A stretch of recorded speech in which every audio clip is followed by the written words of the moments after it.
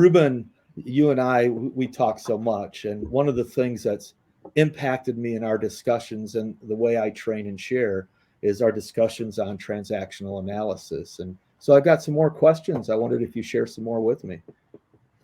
We say transactional analysis, and it really is, when we present in framework, the adult, child, parent voice. And a lot of people don't know the terminology. Right. But when I first heard Ruby talk about the voices, I immediately went to my very first 2 years of teaching, where I did it wrong for about a year and a half. I did. I can relate. Yeah. So the first year I was working at a school that was very violent from the neighborhood. The kids came from high poverty, intense violence, and I immediately went to pity, and I was in child voice for a year and a half. And it wasn't until a friend of mine scolded me because I couldn't treat anybody like an adult anymore, and said, talk to your students as if they're adults. Right. And when I changed how I spoke to my students, and I no longer was operating from pity, the bar went up, the expectations went up, and it just became a much more productive classroom. So it was a learning curve for me that those voices procure results, whether we want them. Absolutely. Yeah. Oh, well, and it's ironic as you talk about that, Ruben, because I'm an old coach. That's how I got into teaching, right? And so as I learned about this from Ruby, and then also in our discussions with you, I learned that I spent much of my time living in parent voice when I was working with young people, a lot of young people who are growing up in poverty, which we know is a form of toxic stress. So this learning has been invaluable to me in my relationships with young people that need us most. Yeah. One of the things that I did as a student advocate, I worked for the district of 100,000 students. And one of the things I did was work directly with the at-risk population on different campuses. And voice tone and delivery was a big part of what I was looking out for and trying to help govern. We had an assistant principal that would always talk about her son whenever somebody was sent to the office to her. Her son would rise on the third day, and everybody else was just not going to be successful. And it didn't procure the result that she wanted, but she didn't work on getting the student into the adult voice. And that's problem solving actually occurs. Right. So until you get everybody at the adult voice, you're really just kind of talking out the side of your mouth, hoping for results with nothing happening. And the key to, as you say that, when we talk, my mind goes 1,000 places. But the power of voice, especially in the way we teach it, both in framework and emotional poverty, and really all that we do when we're training, is key both with adults and with young people. We both have to understand it if we're going to really have the dialogue we want that makes a difference. And sometimes I think it's hard for staff who've lived a long time in parent or child voice, depending where we're at, to understand how empowering it is when I commit to adult voice, because the people I work with are really willing to do so also. Yeah, you don't have to look very far to see adults everywhere, not just in schools or in businesses, but in homes as well. Right. You don't have to stretch your sight very far to see adults who are stuck in scolding or they're stuck in pity. And it becomes a very cyclical argument in one form or another. And it isn't until the children become adults that they have an adult conversation. And if we only worked on getting kids to start at a young age in the adult voice, then we focus those towards much more independence, much more individualized thinking and stronger accountability for self. When we teach our kids to speak in child or parent voice, we teach them to be victims of one kind or another. Oh, that's dead on. And I think about that with both the under-resourced students that I love and work with, and also the staff that I love and work with, because that's such an accurate statement. We are a reflection of how we're raised. We're a reflection of how we were taught. And the research that Dr. Payne gives us on the brain and the triggers in the brain give us so much power when we understand how this idea of voice impacts it. And it when you talk classroom management, if I've learned to live an adult voice, and the other end of the spectrum, we're working with our kids to live an adult voice versus child voice, the dialogue becomes real. And now we can start to figure out some things that really make a difference. I love this. Yeah, I have a friend of mine who's a child psychologist, and I was visiting her with her very young son. I think he was maybe 3 or 4 years old, and he picked up a lead crystal vase. And she turned around and looked at him and did not panic. She didn't raise her eyebrows. She just got very quiet and said, "I want you to stand still." "What is that made of?" And he said, "Glass." I say, "So what's going to happen, do you think, if it falls?" And he looked at it and he goes, "It's going to break. Are you wearing any shoes?" And he said, "No." "What do you think you need to do to that?" Wow. And he just said, "Put it back." And I'm just thinking, is anybody this healthy? That was not how it would happen at my household. No, me neither. Or early in my career in my classroom, right?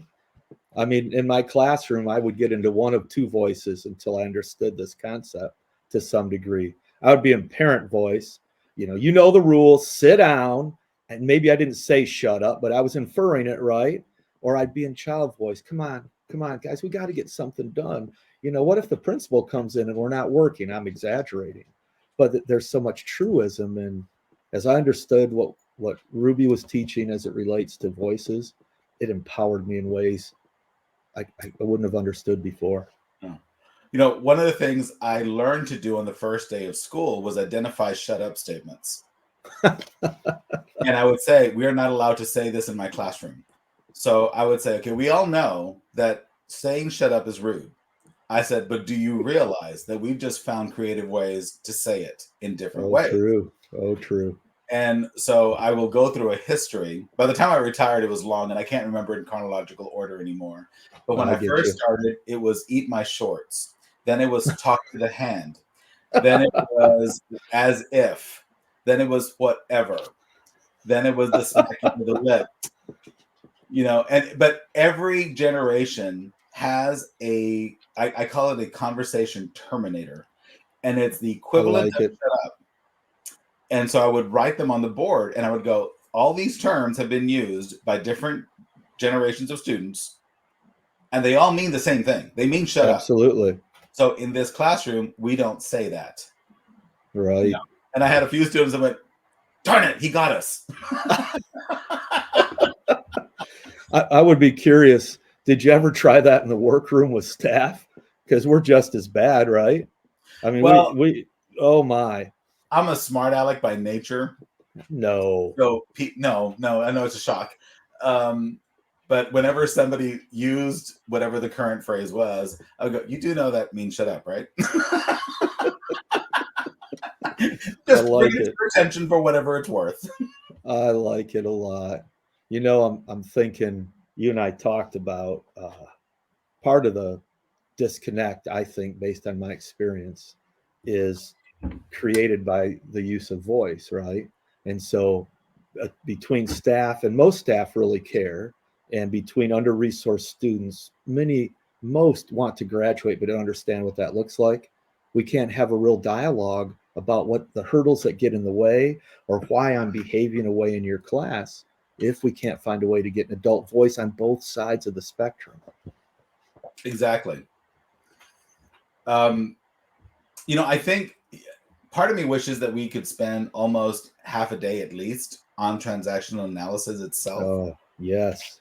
Because one of the things you said is that we have staff that care. We just don't have a lot of adults, period, who are able to communicate that in how they speak.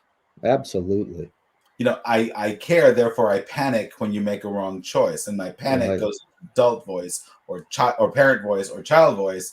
And so care is the last thing a kid is aware of. All of a sudden, the kid's focused on the fact that you're yelling at me. Right. And I'm triggered. Because I did something wrong, but I'm not learning from this conversation other than to hide the truth from you. And think about what you just said, Ruben. So as an educator who cares, and I will argue with anyone that the great bulk of educators want to make a difference with all our kids, but sometimes if we don't have the right tools, we don't know what to do. And when I think about transactional analysis and the idea of voice, this is a tool that I can practice and implement in my room that will make a difference, especially when we talk about the research Dr. Payne shares on an in-your-face explosion. I don't have to be a walking trigger as an educator because this isn't about power, it's about empower. So if I'm learning to live in adult voice and we're teaching our kids to live in adult voice, I have less triggers in my classroom. Thus, my classroom management is easier. What a concept. Yeah, and I think, if you're stuck on negative parent voice, if you're into scolding, adult voice can seem weak. Oh, you bet. It can seem very passive and out You of bet. control. One of the things I've told teachers all the time is silence can be the last word, and it can be the most profound. Amen. You bet. And if you don't learn to use silence as a last word, would you get us into the contest of who has the last word? And then it just becomes escalated. You're no longer looking at what happened, who did what, who needs to apologize. What you're looking at is who's going to win this battle. So it becomes power instead of empower. And in those moments, based on experience, we lose key teaching moments with adults and students alike. Because once we get to that point and the brain is blown, we can't have real dialogue. No, that's spot on. There was one teacher who was a real good friend, and we could talk very frank, very blunt to each other. And she was very, very opinionated and very strong and very passionate, which was her blessing, but it was also her curse. And one day we were talking after school, and I looked at her and I said, I have a question for you that may be a little like I don't come from a place of knowing you, but I do. I said, but do you love your students? And she went, oh my God, yes, I absolutely love them. They're wonderful. They're just fantastic. And I went, okay, but you need to inform your face and your voice. Oh, that's perfect. That it's love. Right. Because it looks like panic. You're so many teachers, we know how much they care. But when I'm not sure what to do, I jump into either parent or child voice. And if it's parent, I trigger that young person and they don't know how much I care. They don't know, their brain is gone and they're just trying to figure a way to get through it. You're dead on, Ruben. Whenever I've had little miniature counseling or training sessions on voices and somebody comes to me one-on-one like that, when I get lost, when I don't know what to do, I default to parent or child. Me too. And what I'll tell them is this. Okay, all that tells me is that you're trying to control the situation and you don't know what to do when you don't know how to win. Perfect. There's no need to win. You're the authority figure. You just forgot your role. Innately, effective educators understand and always have understood if we back somebody into a corner, nobody really wins. And yet I have to in that moment because, as you said, I have the power already. And so for me, those that think adult voice doesn't have strength, don't understand what adult voice really can do to create dialogue that makes a difference. Adult voice is strength because it not only shows I care, it shows I want to hear you. Yeah. There's a staff member who physically did back a student into a corner. They got into a verbal altercation. It was non-physical, and he backed, we saw it on video. He backed him into a corner and the student pushed the assistant principal, and he not only fell back, he slid. That's how forceful it was. Right. And I was alone with the assistant principal, and because I didn't want to correct him in front of a student, and it wasn't so much corrected as it was reflection. Right. He said, he pushed me. And I said, you backed him in a corner. Mm-hmm. I said, which I don't think was necessary. It was overkill. But the bottom line was this. The minute you backed him into the corner, you were both in the corner. That's a good description. You both went to the high peak that you started. And that's not me saying you're wrong and all this other stuff. I'm just think about it for a second. The power of where this is going will always be with the authority figure, regardless of what the other one is doing. Right. It just takes a tremendous amount of self-control and discipline to understand you're in control of the pulse of this conversation.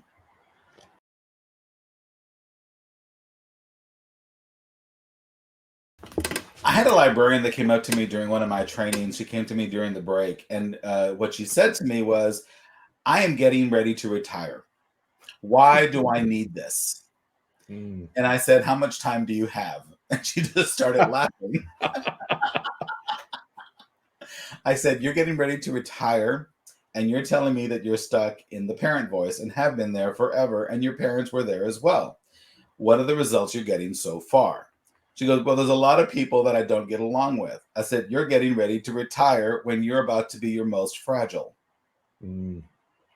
You're entering the stage that is your golden years, and that is both all the free time you want, all the coffee, all the late mornings, all the late Right. nights you want. I said, on a personal level, this is also going to be the time where you're going to need your support circle more than ever before. She looked at me, she goes, okay, I get it. I get it. I like it. I like it a lot. I said, do you have any family members that you're not talking to?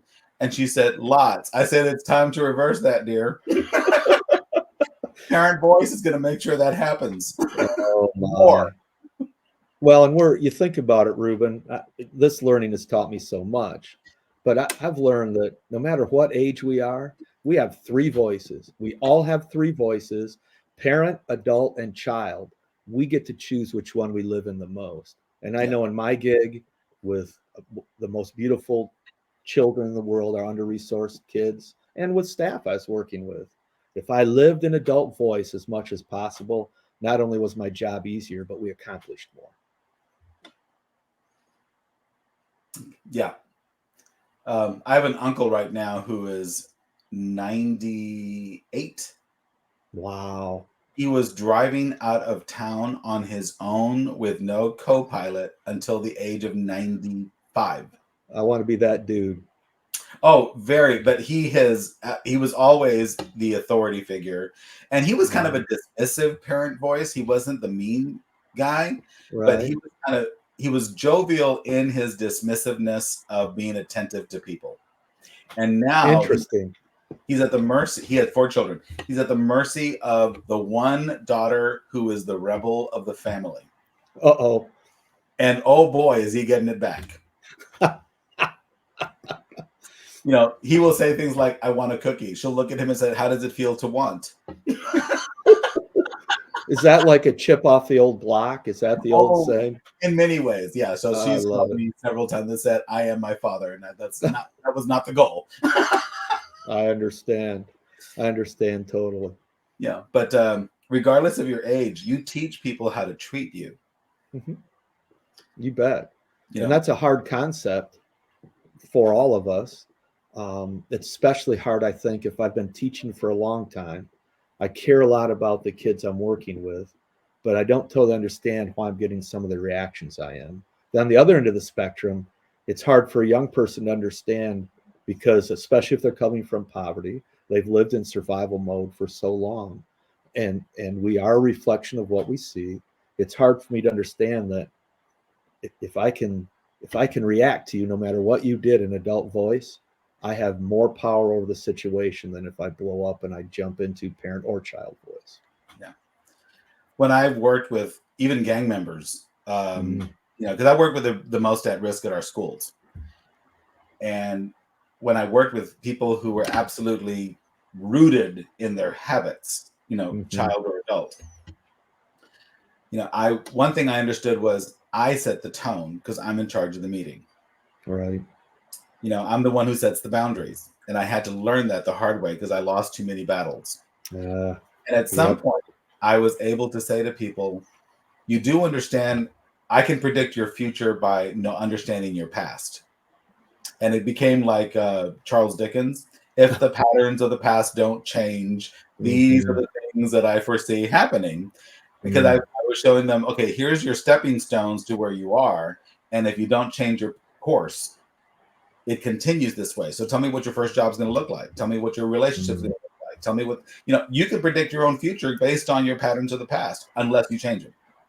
I feel like to some degree, to some no small degree, because I love public education, but we need to hear that more in public education. If we're going to repeat the patterns of the past, nothing good will happen in the future to some degree, right? Absolutely. To some degree. It's a tried and true statement. Absolutely.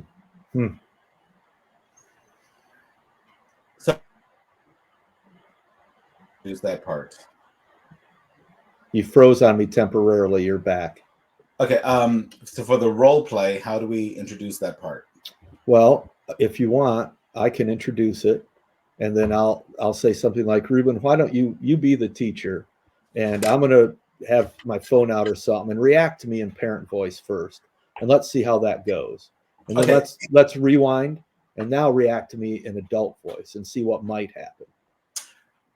Okay, so you want me in parent voice first? Yep, I'll introduce it, and then let's see where it takes us. Does that sound reasonable? There was something I wanted you to say in the introduction. Oh, just say, so every now and then we do this in our trainings. Okay. So that we can pimp out. Yep. All right. All right. We're paused right now for a second. You know, Ruben, I've learned a lot about how to train, honestly, from you. I mean that sincerely. And one of the things we talk about is in a training, we try to demonstrate any of the learning that we can to the best of our ability. And certainly that's true of voice, right? So one of the things you and I do, and I would guess other consultants do, is we try to demonstrate how it looks interacting in parent voice versus adult voice. And one of the things that I do, and I know you do something similar, is I will set it up in my training, and I will ask someone to act as the student, and I will ask them to be on their phone while I'm talking or whatever, and I react to them in parent voice. And then we talk about the response that generally happens. Then we rewind or reboot, whatever you say. We'll go through the same scenario and I react in adult voice. So I'd like to try that, but I'd like, if you're comfortable, you be the teacher and I'll be the student, because I think I can react better than you. Just saying. Okay. All right. Let's see what happens. Okay. Okay, you're on the phone. Vern, emergency or pizza? What's going on? It's none of your business. I'm taking care of some stuff. It's in my room. This is my business, unless you're doing that outside my room. What's so important that we're doing that instead of what's going on here? Listen, Mr. Perez, I've got stuff I got to take care of. Give me a second, and I'll get back to you. Is there life in jeopardy? Is blood being spilled? What, child? No. Put it away now. Not another word. Stop. This is my phone. This is my phone. My mom's texting me. I got to take care of it right now. So just shut up. Which often becomes if we're being honest, F you. That was your phone. But when you think about it, then we think about when we're training, and we tie this back into the research that Ruby shares. I mean, if I'm growing up in poverty, it's highly likely that I'm triggered easy. And when you came at me at parent voice, even though I may be wrong in what I'm doing, I'm going to react, and I'm going to tell you to F off. And as soon as I do that, what happens then, right? And Ruby talks about unintegrated, unregulated brains. And when two get together, if I trigger you, how well is that going to go for us? Exactly. That's the whole corner thing you talked about early. I mean, you may not have physically backed me into a corner, but verbally you did. And then when I reacted, boom. And I was being nice. Yeah. Oh, corners are physical or metaphoric.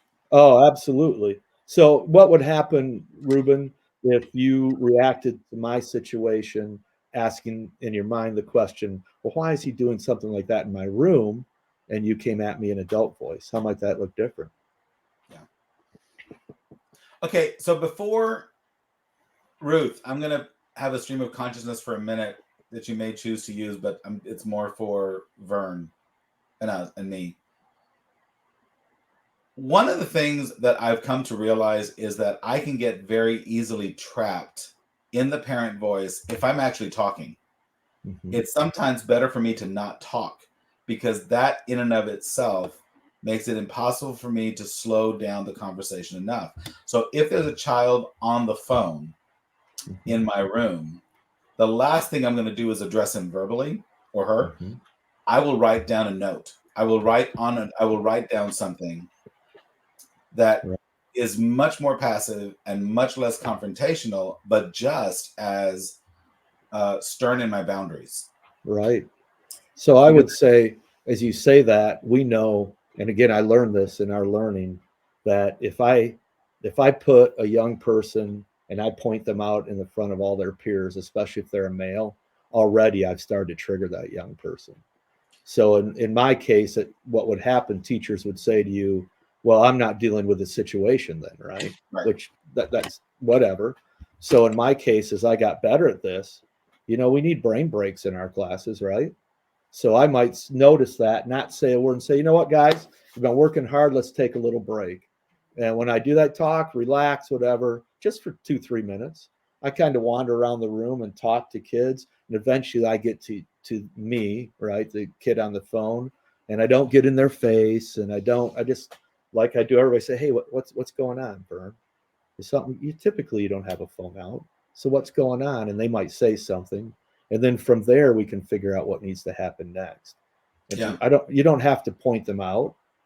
You can still hold them. We're real big on accountability, which is a whole nother discussion, but it doesn't have to be I'm going to get in your face, and then that's going to cause a reaction for you to get in my face. I agree with that. Absolutely. Yeah, phones is a really strange conversation. I was doing some reading. I found some research that said that psychologists, the only thing about smart devices they have officially put under the umbrella of addiction is gaming. Oh, yeah. Oh, wow. Everything else they haven't. So constant strolling on social media, playing games, other things other than gaming have not been placed there because there's too much evidence of people who use it without going into an addiction. Interesting. But if you split it by gender, boys are much more likely to experience addiction when it comes to smart devices because of how the brain is wired. Sure. So, but the fact that conversation is so intense leads you to understand that logic is many people are addicted, whether it's identified as one or not. Right. And it's one of those looks like, treated like, if it looks Right. like a duck, smells like a duck, sounds like a duck, it's a duck. Yes. Right. Well, I think about, you and I both listen to Ruby a lot when she's presenting, which helps me when I present. And she talks about the emotional side of the brain, right? So whether we scientifically classify it as an addiction, it's hard to argue that people today are not emotionally attached to their phones. We are. And when you take a young person in that situation, this phone may be the only thing they feel like they have control over in their lives, especially a young person coming from poverty. So when we're threatening that, even though it's often not intentional, we're going to create a reaction, and it's going to become even more of a situation where I'm not going to win this. I've got to find a better way to approach it as it relates to use of the phone. It's a boss or principal, we have someone who we report to, right, who doesn't understand the difference in voices. And so, it can be hard if you were my boss, Ruben, and you live in parent voice, and I'm trying very hard to stay in adult voice because I know that's a much more productive way to have a dialogue, right, as you said earlier.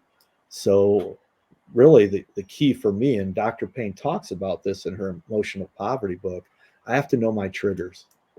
I have to know my triggers. And I forget what page it's on, but there's a process for identifying triggers, which we do in trainings a lot. And if I know my triggers, and we talk about this with staff and kids or with managers and supervisors, then no matter what voice you're in, you are far less likely to trigger me to react in a voice. So we have two brains that aren't working right going at each other. And it's kind of ironic and amazing. The longer I stay in adult voice, the less the person I'm working with stays in parent voice. But it takes time, work, and a commitment. I had many bosses in my career, and I only had one, seriously, who was usually fluctuating between parent and child. Ooh, And it tough. depended on who was in the room. And she had a real hard time stabilizing. It was easy to have an adult conversation when there was nobody else in the room. Mm-hmm. But the minute there was an audience, we were at parent or child. Right. And she had a reputation for singling out one person and writing them up and dumping problems on them and making it now a legal matter. Right. I know somebody who was written up at that time, and she came up to me and she goes, "What do I do?" And I just said, document everything and be silent and pause before you speak. Mm. Do not show your fuse. Do not show your kryptonite, where kryptonite affects. Right. And I said, understand one thing: when somebody consistently vacillates between parent and child, part of their unconscious, they may not even know they're doing this. Mm-hmm. They will try to trigger your reaction so that you look crazy. When no one goes crazy, they will. Interesting. And you're all, you always get me thinking, which is good and bad, right? But you do.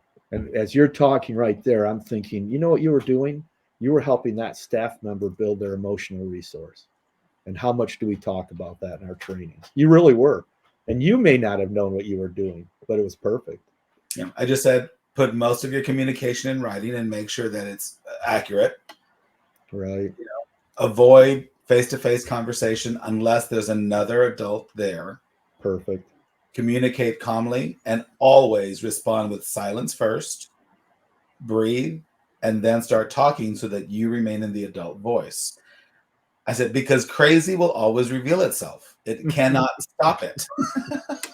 How many times have you been in a conversation when you're able to remain an adult voice? I can think of one right now. This was at a staff meeting. And as you remain an adult voice, the parent's voice gets hotter and hotter and hotter till they understand, oh, I'm not winning this discussion. Absolutely. And once you get to the mindset of, I'm not winning this discussion, you have to ask yourself, was that the goal in the first place? Exactly. Because if your goal was to win with somebody in parent or child, you already lost. Yes, you did. Yes, You're you not did. because we're going to end up in parent or child. So there is absolutely no winning. Mm-mm. The wrong focus is already out there. And how often do we see that in discussions? All too often. All too often. And then there's no winner. And so we don't make progress. I love this discussion of voice, Ruben.